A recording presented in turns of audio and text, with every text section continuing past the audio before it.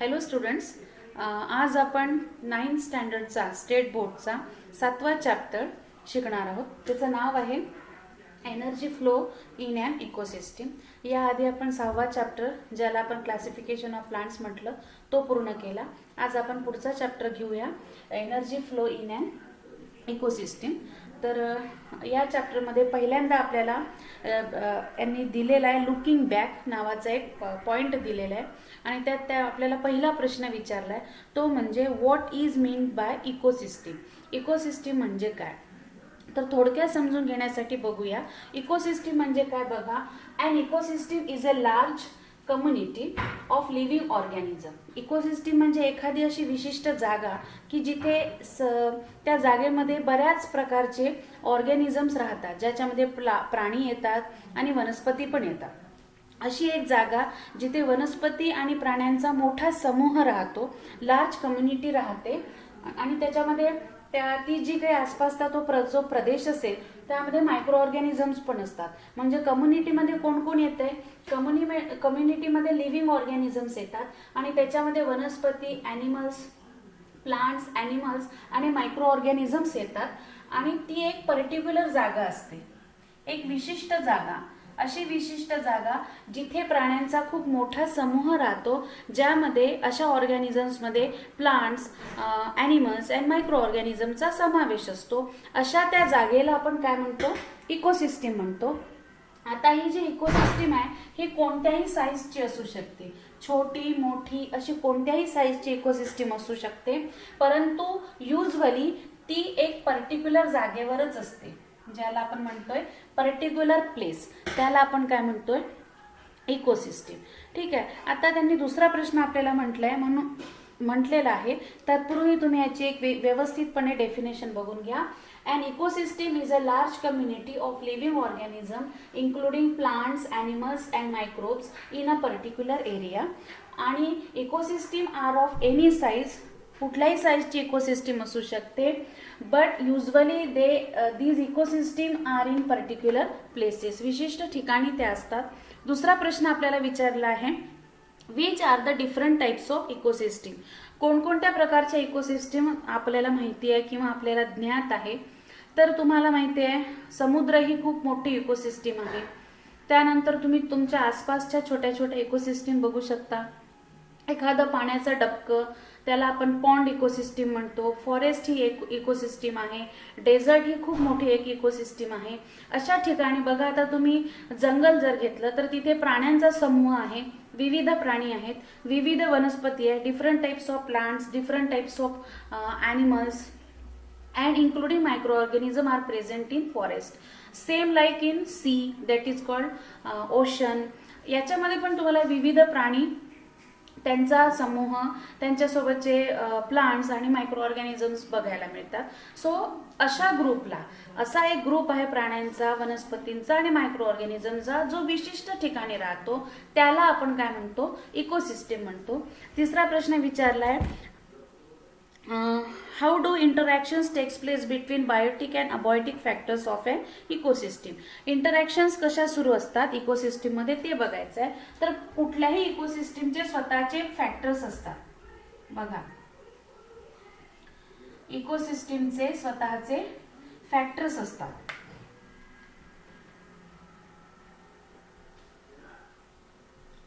त्या फॅक्टर्सला आपण बायोटिक, ज्याला मराठीमध्ये जैविक घटक म्हणतात, अँड अबायोटिक, ज्याला आपण अजैविक घटक असे म्हणतो. हे प्रत्येक इकोसिस्टीमचे बेसिक कंपोनंट्स असतात. These are the components of ecosystem. आता बायोटिक मध्ये कोण कोण आलं, ऑल टाइपचे ऑर्गॅनिझम, प्लांट्स, मायक्रो ऑर्गॅनिझम, हे सगळे बायोटिक फॅक्टर्स झाले. अँड अबायोटिक फॅक्टर्स मध्ये आलं तापमान, that is called temperature, heat, soil, water, हे सगळे एअर, हे सगळे कोणते घटक झाले, अबायोटिक फॅक्टर्स झाले. कुठलीही इकोसिस्टीम बायोटिक आणि अबायोटिकच्या कॉम्बिनेशननी बनते, म्हणून त्या दोघांची आपापसात कायम इंटरॅक्शन सुरू असते. जसं मायक्रो ऑर्गॅनिझम्स आहेत, ते ज्या मातीत राहतात किंवा ज्या लाकडावरती राहतात, ज्या फांदीवरती राहतात, प्रत्येक घटकाचे मायक्रो ऑर्गॅनिझम डिफरंट असतात. काही मायक्रो ऑर्गॅनिझम रूट्स सोबत राहतात, तर हे मायक्रो ऑर्गॅनिझम ज्या घटकासोबत राहतात त्या घटकाला ते समृद्ध करत जातात. म्हणजे सपोज मातीमध्ये राहणारे मायक्रो ऑर्गॅनिझम्स असतील तर ते मातीतलेच काही पदार्थ स्वतःचं फूड म्हणून यूज करतात आणि स्वतःच्या बॉडीमधून त्याला मातीला पण ते समृद्ध करतात, स्वतःच्या बॉडीमधून मातीलाही काही घटक, काही कंपोनंट ते देतात. म्हणून कुठल्याही इकोसिस्टीमला बायोटिक आणि अबायोटिक असे दोन्ही फॅक्टरची गरज असते आणि ती इकोसिस्टीम दोन्ही फॅक्टरच्या इंटरॅक्शन्सनी चालते. क्रिया प्रक्रिया ज्याला आपण म्हणतो, केवळ एका फॅक्टरवर कुठली इकोसिस्टीम चालणार नाही. प्रत्येक इकोसिस्टीमचे जे प्राणी असतात किंवा जे बायोटिक फॅक्टर्स असतात ते अबायोटिक आणि अबायोटिक फॅक्टर्स हे बायोटिकला कायम ॲक्शन अँड इंटरॅक्शन्समध्ये असतात. ते घटकांना समृद्ध करत जातात. तर आपण याच्यामध्ये पुढचा पॉइंट बघूया, energy flow in an ecosystem. हाच जो चॅप्टरचं नाव आहे तोच त्यांनी पॉइंट घेतला, energy flow in an ecosystem. Ecosystem मध्ये एनर्जी फ्लो कसा असतो, ठीक आहे. How the flow is there in ecosystem. तर आपण याच्या आधी पुष्कळदा शिकलेलो आहोत बघा, खालच्या लोअर क्लासेसमध्ये शिकलोय की याच्या आधी आपण ऑर्गॅनिझमचं क्लासिफिकेशन केलं होतं. आपल्याला हा मुद्दा आपण लहानपणापासून शिकलेला आहोत, क्लासिफिकेशन ऑफ ऑर्गॅनिझम्स आपण पाहिलेलं आहे. परंतु हे क्लासिफिकेशन जे आहे ऑर्गॅनिझमचं हे कशाच्या बेसिसवर होतं, आपण कशाच्या बेसिसवर हे ऑर्गॅनिझमचं क्लासिफिकेशन शिकलो ते बघा, ऑन द बेसिस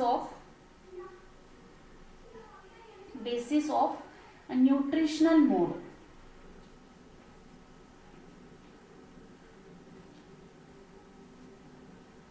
न्यूट्रिशनल मोडच्या बेसिसवरती आपण हे क्लासिफिकेशन शिकलेलं आहोत.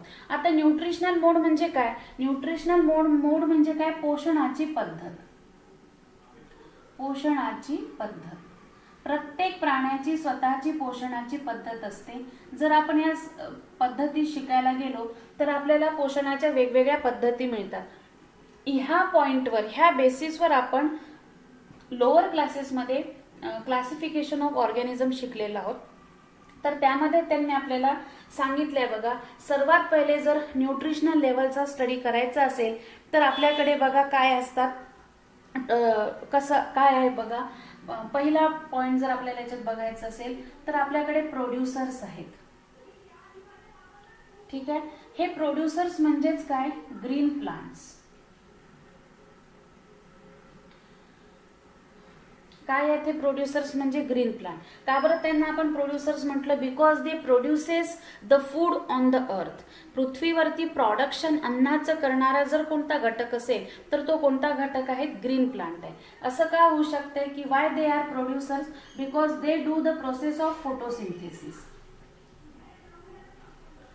हे जे प्रोड्युसर्स आहेत किंवा ज्याला आपण ग्रीन प्लांट्स म्हणतो, प्रोड्युसर्समध्ये कंपल्सरी ग्रीन प्लांटचाच समावेश होतो.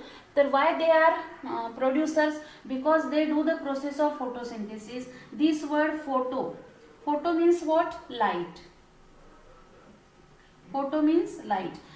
आणि सिंथेसिस म्हणजे काय, तयार करणे, प्रोसेस करणे. ओके. तर ग्रीन प्लांट्स सनलाईटच्या सानिध्यामध्ये, in the presence of sunlight, green plants prepare their own food. ते स्वतःचं अन्न स्वतः बनवतात, ओन फूड. म्हणून त्यांना आपण काय म्हटलंय, प्रोड्युसर्स. ते स्वतःचं अन्न स्वतः बनवतात, थोडं अन्न ते स्वतःसाठी वापरतात आणि उरलेलं अन्न ते निसर्गाला देतात. तेच आपण खातो, त्यांच्याद्वारे ते अन्न आपण कंझ्युम करतो. We consume the food from the green plants.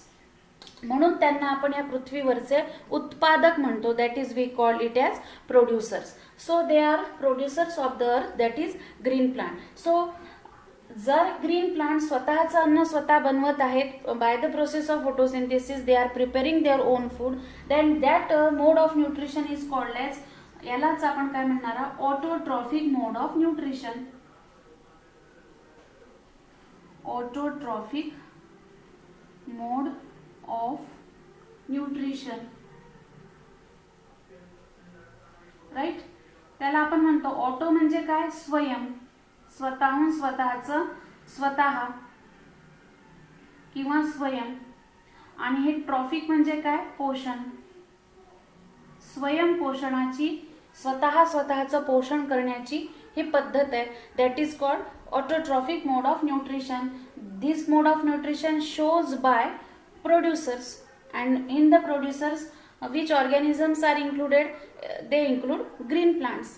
कोणाचा समावेश होतो याच्यात, ग्रीन प्लांटचा समावेश होतो. ही पहिली पोषणाची पद्धत आहे या nutritional mode of, basis of nutritional मोडमध्ये आपण ही पद्धत याच्या आधीच्या क्लासिफिकेशनमध्ये बघितली आहे. आता दुसरा मुद्दा बघा, कोणती प्रोसेस, अजून कोणता मोड ऑफ न्यूट्रिशन आपल्याला बघायला मिळतं. पहिला प्रोड्युसर झाला, दुसरा आहे कन्झ्युमर. Okay, consumer. आता कन्झ्युमर काय करतात, अन्न ग्रहण करतात. कन्झ्युमर प्रोड्युसर्स कडून अन्न ग्रहण करतील. ओके, कन्झ्युम करणे म्हणजे खाणे, ग्रहण करणे असा त्याचा मिनिंग घ्यायचा. तर हे कन्झ्युमर काय करतील की प्रोड्युसर्स कडून स्वतःचं अन्न मिळवतील. So this is the mode of nutrition, different type of mode of nutrition. नंतर त्यांनी घेतलंय सॅफ्रोट्रॉप्स. सॅफ्रोट्रॉप्स किंवा याला दुसरा शब्द आपण म्हणू शकतो सॅप्रोफाइट्स.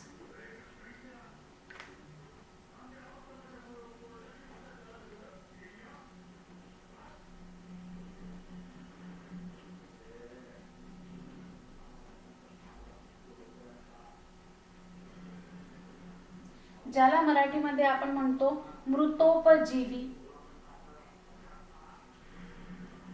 काय म्हणतो याला आपण, मृतोपजीवी. हे सॅफ्रोट्रॉप्स किंवा सॅफ्रोफाइट्स कसे असतात, ते डेड अँड डिके मटेरियल वरून स्वतःचं अन्न स्वतः मिळवतात. Okay, they use the dead and decay, dead and decay organic material as their food, right. हे काय करतात, सॅप्रोफाइट्स काय करतात, जे मेलेलं आहे, डेड आहे किंवा सडणार आहे असं जे ऑर्गॅनिक मटेरियल आहे त्याला स्वतःचं फूड म्हणून यूज करतात. त्याला आपण dead and decay organic material म्हणतो आणि त्याचं ते वापर स्वतःचं फूड म्हणून करतात. म्हणून त्यांना मृत शरीरावर जगणारे, that is called saprophytes or मृतोपजीवी organisms. And the mode of nutrition is saprotrophs. Next one is what, decomposers.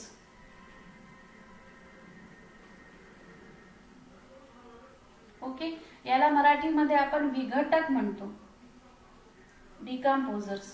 आता याचे डिकम्पोजर्स हे ऍक्च्युली कोण असतात, these are micro organisms. Decomposers म्हणजेच कोण, मायक्रो ऑर्गॅनिझम्स. आणि हे कशाची कोणती प्रोसेस करतात, दे do the process of decomposition. ते कोणती प्रोसेस करतात, डिकम्पोजिशनची प्रोसेस करतात. मग आता व्हॉट इज डिकम्पोजिशन असा मुद्दा निर्माण होतो. तर सी व्हॉट इज डिकम्पोजिशन. बघा, the enzymatic conversion of complex organic material into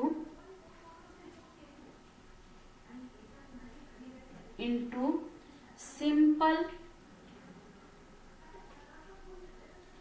inorganic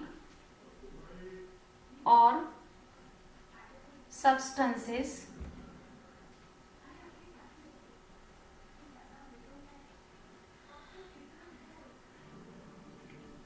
ठीक आहे, ही त्याची डेफिनेशन आहे.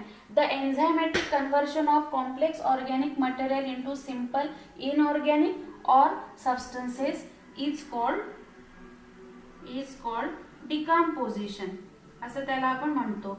मग आता हे एन्झायमॅटिक कन्व्हर्शन म्हणजे काय हे बघूया आपण. Then what is this enzymatic conversion. बघा,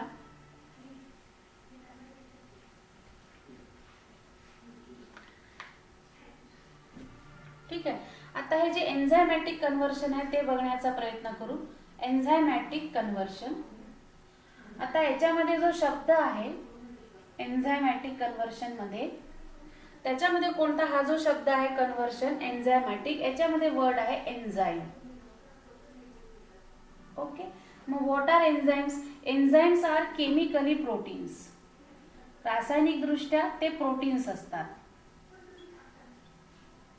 but naturally present in the body of organism and other organisms also. आपल्याही बॉडीमध्ये एन्झाईम्स आहेत, बट दे आर नॅचरली, ते आपल्या शरीरात निसर्गतः तयार होत असतात. तसंच एन्झाईम्स हे मायक्रो ऑर्गॅनिझमच्या बॉडीमध्ये पण आहे. आपण याचा संबंध कुणाच्या सोबत बघतोय, आपण याचा कन्सर्न मायक्रो ऑर्गॅनिझम सोबत बघतोय, ज्याला आपण डिकम्पोजर्स म्हणतोय. ओके. मग हे काय करतात मायक्रो ऑर्गॅनिझम, त्यांना जो त्यांना हा जो ही जी प्रोसेस करायची आहे डिकम्पोजिशनची, जर एखादा पदार्थ पडून आहे, खराब झालेला आहे, एखादं मृत शरीर आहे, यांचं जर डिकम्पोजिशन त्यांना करायचं असेल मायक्रो ऑर्गॅनिझमला, तर त्याच्याच बॉडीच्या शरीरामधले जे घटक आहेत ते कम्प्लिटली बिग मॉलिक्युल्स आणि ऑर्गॅनिक बिग मॉलिक्युल्स असतात. आता बिग मॉलिक्यूल म्हणजे काय, की कुठलीही बॉडी बनताना जे बेसिक घटक लागतात ते असतात कार्बोहायड्रेट्स, प्रोटीन्स अँड फॅट्स. याने आपलं शरीर बनलेलं आहे. आता आपल्या शरीरामध्ये किंवा कुठल्याही वनस्पतीच्या किंवा सजीवाच्या शरीरामध्ये, लिव्हिंग ऑर्गॅनिझमच्या शरीरामध्ये हे मोठमोठे फॅट्सचे, कार्बोहायड्रेट्सचे आणि प्रोटीन्सचे मॉलिक्यूल असतात. इतके मोठे मोठे मॉलिक्यूल मायक्रो ऑर्गॅनिझम कन्झ्युम करू शकत नाही, बिकॉज ते मुळातच सूक्ष्म आहेत. त्यांना आपण मराठी सूक्ष्मजीव म्हणतो. ते आपल्या नेकेड आईजने सुद्धा दिसत नाही. मग इतका छोटा मायक्रो ऑर्गॅनिझम मोठे मोठे मॉलिक्युल्स खाऊ शकत नाही, ईट पण करू शकत नाही आणि डायजेस्ट पण करू शकत नाही, कारण की त्यांना एवढ्या मोठ्या मॉलिक्युलला डायजेस्ट करण्यासाठी स्पेशल सिस्टीम पण त्यांच्याकडे नाही आहे. मग त्याच्यातून मार्ग कसा निघाला बघा, की ह्या सजीव पदार्थांवर किंवा ह्या वेस्ट पदार्थांवर, जे आता नको आहेत अशा पदार्थांवर, जेव्हा या पदार्थाचं डिकम्पोजिशन होतं त्यावेळेला हे मायक्रो ऑर्गॅनिझम या पदार्थांवरती स्वतःच्या शरीरातून हा एन्झाईम सिक्रीट करतात, स्त्रवतात. हा एन्झाईम ज्या वेळेला ते सिक्रेट करतात मायक्रो ऑर्गॅनिझम त्या मटेरियलवरती, त्या मटेरियलला आपण इथे काय म्हटलंय, complex organic material. Complex organic material का म्हणतोय, कारण की याच्यामध्ये भरपूर सारे प्रोटीन्स, कार्बोहायड्रेट्स, फॅट्स यांचे बॉन्डिंग्स असतात. म्हणून तो जो मॉलिक्यूल असतो तो खूप मोठा, that is we called big molecule बनतो आणि त्याला आपण कॉम्प्लेक्स म्हणतो. तर एवढे मोठे मॉलिक्यूल मायक्रो ऑर्गॅनिझम कन्झ्युम करू शकत नाही, म्हणून त्यांच्या बॉडीवरती मायक्रो ऑर्गॅनिझम स्वतःच्या शरीरातून एन्झाईम सिक्रेट करतात आणि त्यांच्यातले जे बॉन्डिंग आहेत, केमिकल बॉन्डिंग आहेत, त्याला त्या एन्झाईमच्या मदतीने ब्रेक करतात, तोडतात. म्हणून आपण इथे काय म्हटलंय, एन्झायमॅटिक कन्व्हर्शन म्हटलंय. तुम्ही एन्झायमॅटिक ब्रेकडाऊन पण म्हणू शकता. ह्या कन्व्हर्शनच्या ऐवजी आपण इथे ब्रेकडाऊन शब्द पण वापरू शकतो.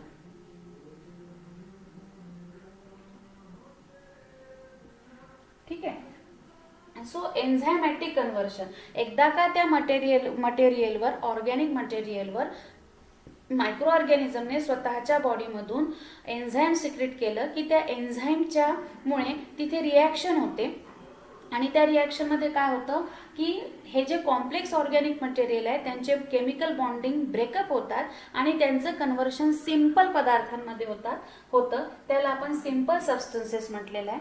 सिंपल पदार्थामध्ये कन्व्हर्शन होतं आणि छोट्या मॉलिक्युल्समध्ये कन्व्हर्शन होतं.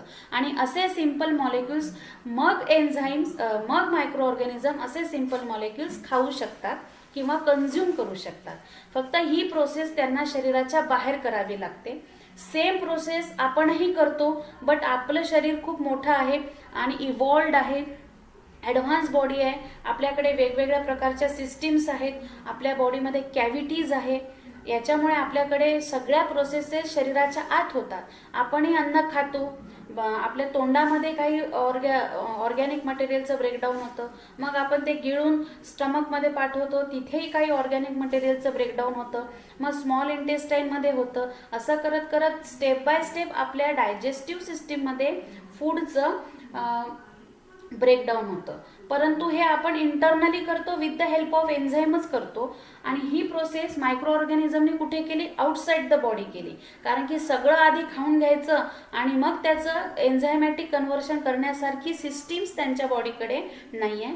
ही प्रोसेस ते पूर्णतः शरीराच्या बाहेर करतात. जे मटेरियल त्यांना खायचं आहे ते ज्या वेळेला निसर्गामध्ये पडून असतं त्या मटेरियलवर ते आधी अटॅक करतात, त्या मटेरियलवरती स्वतःच्या बॉडीमधून एन्झाईम सिक्रेट करतात. मग त्या एन्झाईमच्या सिक्रिशन्समुळे त्या मटेरियलमधले जे ऑर्गॅनिक कॉम्प्लेक्स बॉन्डिंग आहेत ते ब्रेकडाऊन होतात आणि मग त्याचं रूपांतर सिंपल पदार्थात होते. आणि मग हे छोटे छोटे सिंपल मॉलिक्युल्स जे आहेत त्याचं ॲब्सॉर्प्शन मायक्रो ऑर्गॅनिझम स्वतःच्या बॉडीत करतात. ठीक आहे, याला आपण डिकम्पोजिशन म्हणतो. आणि प्रोसेस आणि जे करणारे जे आहेत ते डिकम्पोजर्स आहेत. अशा पद्धतीने डिकम्पोजर्स आपल्या निसर्गासाठी खूप मोठं काम करतात, आपल्यासाठी पण मोठं काम करतात. डिकम्पोजर्सला आपण निसर्गाचे स्वच्छता कामगार पण म्हणतो. They clean the environment by decomposing every waste material. सगळ्या वेस्ट मटेरियलचं बायोलॉजिकल वेस्ट मटेरियल जे आहे त्याचं ते डिकम्पोजिशन करतात. इथे ते प्लास्टिकचं डिकम्पोजिशन करणार नाही, काचेचं डिकम्पोजिशन करणार नाही, तसं नाही. परंतु जो ॲनिमल आणि प्लांटच्या शरीरातला वेस्ट प्रॉडक्ट आहे, जशा झाडांची पानं आहेत, फांद्या आहेत, फुलं आहेत, फळांचे भाग आहेत, हे पडून राहतात जंगलात, कुठेही पडत राहतात. तर खाली जमिनीवर पडल्यानंतर मायक्रो ऑर्गॅनिझम त्याचं डिकम्पोजिशन करतात. तसंच आपल्या घरातलं वेस्टेज फूड प्रॉडक्ट्स आहे त्याचं पण डिकम्पोजिशन मायक्रो ऑर्गॅनिझम करतात. तर हा एक मोड ऑफ न्यूट्रिशन आहे. असं काही असेल तर त्यांना आपण डिकम्पोजर्स नावाच्या कॅटेगरीमध्ये ठेवतो. नंतर त्यांनी दिलेलं आहे बघा, इथपर्यंत आपण आपल्याला त्यांनी मोड ऑफ न्यूट्रिशनवर on the basis of mode of nutrition we classified the organisms. Some are producers, some are consumers, some are saprotrophs and some are decomposers. आता त्यांनी आपल्याला पुढे असं म्हटलं आहे ट्रॉफिक लेवल इकोसिस्टीम मध्ये कशा असतात आपण बघूया. ट्रॉफिक लेवल, आता ट्रॉफिक लेवल म्हणजे काय? पोषण पातळ्या. ट्रॉफिक लेवल्स म्हणजे काय? पोषण पातळ्या.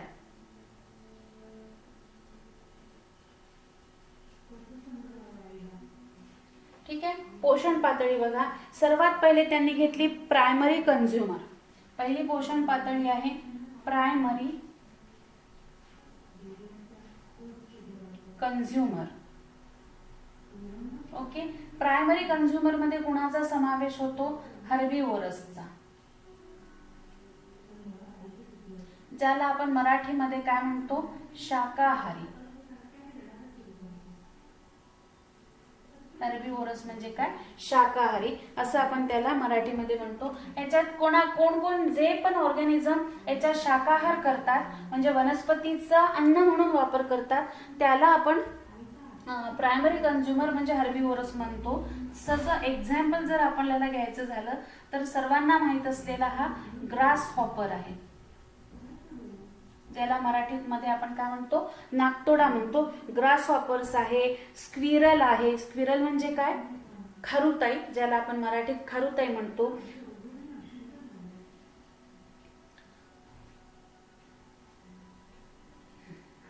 स्क्विरल म्हणजे खारुताई. नंतर त्यांनी एलिफंट, हरिण, डिअर, एलिफंट, गोट हे सगळे कोण आहे? शाकाहारी आहे.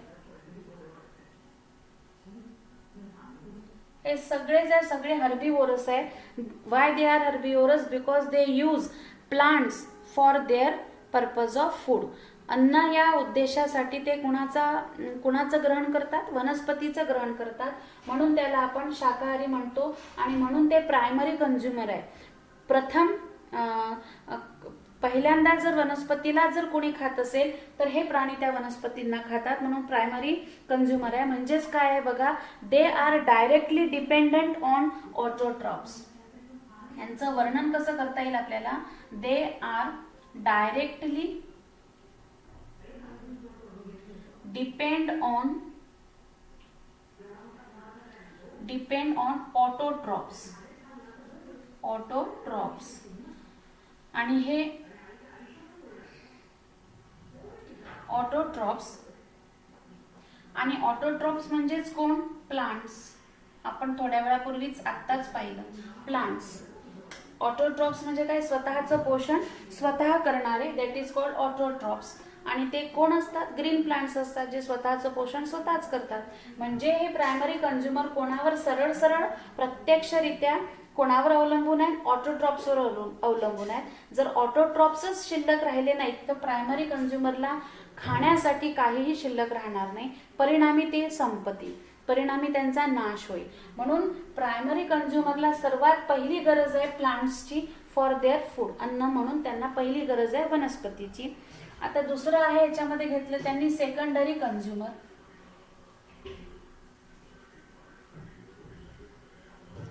Secondary consumer.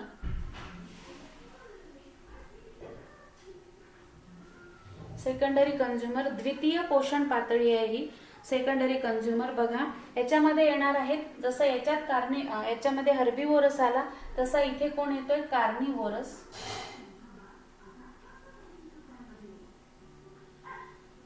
यांच्यामध्ये एक्झाम्पल कोणाकोणाचं असेल? आता हा तर खूप सिंपल प्रश्न झाला आपल्याला सगळ्यांना. 7व्या वर्गात पण 8व्या वर्गात पण तुम्ही बघितलं असेल.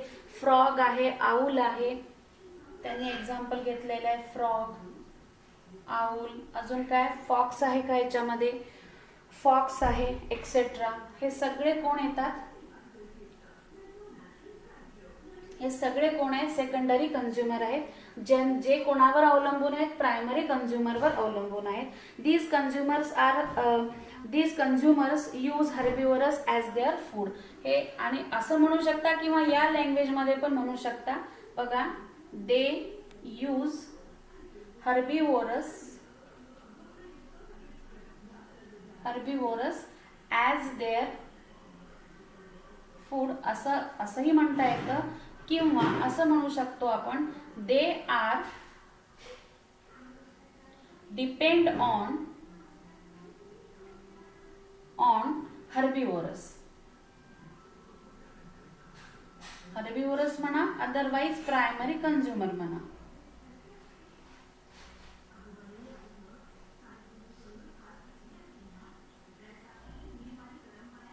बरोबर आहे. ते कोणावर डिपेंड आहेत? हर्बिवोरसवर डिपेंड आहेत किंवा प्रायमरी कंझ्युमरवर डिपेंड आहेत. कशासाठी डिपेंड आहेत? For the purpose of food they are depend on primary consumer. Okay, तर हे झालं सेकंडरी कंझ्युमर, ज्याच्यामध्ये कशाचा समावेश आला आहे? कशाचा समावेश आलेला आहे? कार्निवोरसचा समावेश आलेला आहे. नंतर बघा पुढचं बघा, apex or top consumer. Apex और टॉप कंझ्युमर. अपेक्स म्हणजे सर्वात वरची पातळी किंवा टॉप कंझ्युमर. याच्यात सुद्धा समावेश कुणाचा होतो? कार्निवोरसचा समावेश होतो. याच्यात सुद्धा समावेश कुणाचा होतो? कार्निवोरसचा समावेश होतो. तर याच्यात काय दिलंय बघा, एक्झाम्पल आहे याच्यात टायगर आहे किंवा लायन आहे. आपल्याला हे सुद्धा माहिती आहे.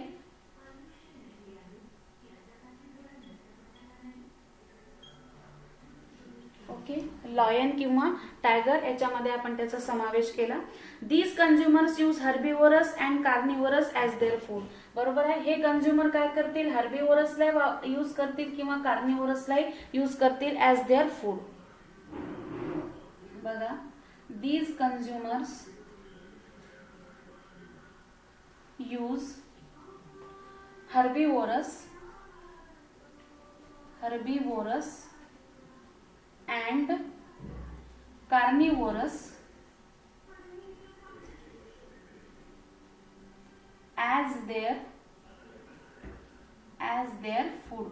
स्वतःचं अन्न म्हणून हा जो टॉप कंझ्युमर आहे, तृतीय लेवलवर आलेला हा जो टॉप कंझ्युमर आहे, ज्यालाच आपण अपेक्स कंझ्युमर पण म्हणतो. अपेक्स म्हणजे टोक, वरचा कंझ्युमर. हा जो आहे हा बघा हर्बिवोरसलाही फूड म्हणून यूज करू शकतो, कार्निवोरसलाही फूड म्हणून यूज करू शकतो. याचं या दोघांवरही काम चालणार आहे. दोघांनाही तो स्वतःचं अन्न म्हणून वापरू शकतो. No other animal feed on top consumer. Top कन्झ्युमरवर दुसरा कोणताही ऑर्गॅनिझम जगत नाही. हे खास याच्यातलं सांगण्यासारखं आहे. No other organism feed on top consumer. Okay. No other organism feed on top consumer. Top consumer म्हणजे हा, याला कोणीही खाऊन, म्हणजे बघा टायगर आणि लायनला ॲज देअर फूड म्हणून हे दोघंही वापरत नाही. हे सुद्धा कार्निवोरस आहे, हे सुद्धा कार्निवोरस आहे. परंतु टॉप कन्झ्युमरला ना हे कार्निवोरस म्हणजे सेकंडरी कन्झ्युमर वापरत नाही, किंवा हर्बीवोरस म्हणजे प्रायमरी कन्झ्युमर वापरत नाही. म्हणून त्यांनी इथे एक सूचना किंवा एक एक्स्ट्रा टिप दिलेली आहे आपल्याला की no other organism feed on top consumer. Top कन्झ्युमरवर दुसरा कोणताही प्राणी जगत नाही. आता सर्वात शेवटचा आहे बघा, आपण इथे खाली घेऊया.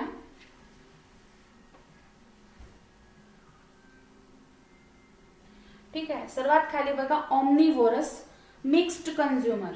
याला आपण काय म्हणतो? ऑमनिवोरस, ज्याला आपण म्हणतो मिक्स्ड कन्झ्युमर. ठीक आहे, मिक्स्ड म्हणजे काय? दोघंही, शाकाहार पण आहे आणि मांसाहार पण आहे. हर्बीवोरस पण आहे आणि कार्निवोरस पण आहे. त्याला आपण काय म्हणतो? ऑमनिवोरस म्हणतो. ठीक आहे. आता यांनी इथं वोरस न म्हणता शब्द स्पेलिंग मध्ये काय यूज केलेला आहे? असं स्पेलिंग वापरलेलं आहे.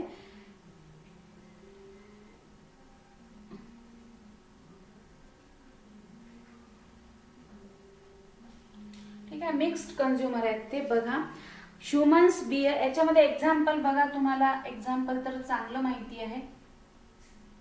आपण स्वतःच याच्यामध्ये समाविष्ट होतो. ह्युमन्स, आपण शाकाहारी पण आहोत. काही ह्युमन्स शाकाहार करतात, काही ह्युमन्स फक्त मांसाहार करतात, काही ह्युमन्स दोनही आहार वापरतात, शाकाहार पण वापरतात आणि मांसाहार पण वापरतात. काही प्युअर शाकाहारी असतात, फक्त शाकाहार करतात, तर काही ह्युमन्स दोन्हींचाही वापर करतात. त्याला आपण मिक्स्ड कन्झ्युमर म्हटले. दोन मिक्स म्हणजे दोनही आहार करणारे, आणि त्यालाच आपण काय म्हणतो? ऑमनिवोरस म्हणतो. That is humans. आणि अजून एक बियर, याच्यामध्ये समाविष्ट होणारे हे ऑर्गॅनिझम्स आहेत. आणि आम्ही आत्ताच बोलली त्यानुसार बघा, feed on herbivorous and carnivorous. याचं जर आपल्याला वर्णनच करायचं आहे तर आपण काय म्हणणार आहोत? Feed upon herbivores and carnivores.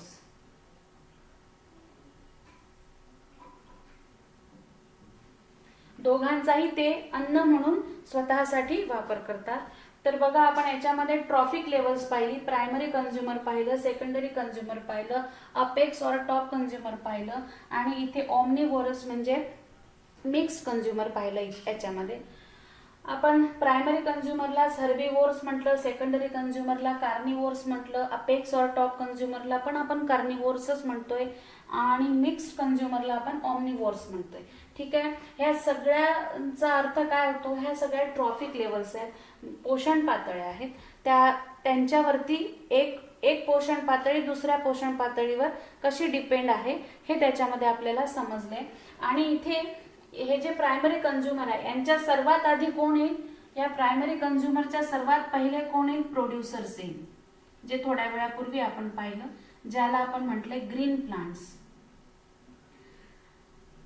Because green plants are the producers of the earth. पृथ्वीचे ते उत्पादक आहेत. ते स्वतः उत्पन्न तयार करतील, वनस्पती, फुलं, पानं, फळं, चारा, बिया, हे सगळं त्यांच्याद्वारे तयार होईल, आणि त्याचा ॲज अ फूड म्हणून हर्बीवोर्स वापर करतील, कन्झ्युम करतील. आणि मग हर्बीवोर्सला कार्निवोर्स कन्झ्युम करतील. या कार्निवोर्सला टॉप कन्झ्युमर म्हणजे अपेक्स कन्झ्युमर म्हणजेच यांनाही कार्निवोरस म्हणतात, हे वापर करतील आणि या दोघांचाही वापर, हर्बिवोर्सचा वापर आणि कार्निवोरचा वापर ओमनिवोर्स करतील. अशा पद्धतीने आपण इथे ट्रॉफिक लेवल पाहिलंय आणि इथे आपला हे लेक्चर संपत आहे. आपण energy flow in and ecosystem हा चॅप्टर शिकतोय. त्यामध्ये आपण ट्रॉफिक लेवल्स पाहिल्यात. नेक्स्ट लेक्चरमध्ये आपण पुढचा चॅप्टर कंटिन्यू करणार आहे. तोपर्यंत हे खूप छान लक्षात ठेवा आणि या चॅनलला लाईक करा, शेअर करा आणि सबस्क्राईब करा. तोपर्यंत गुड बाय.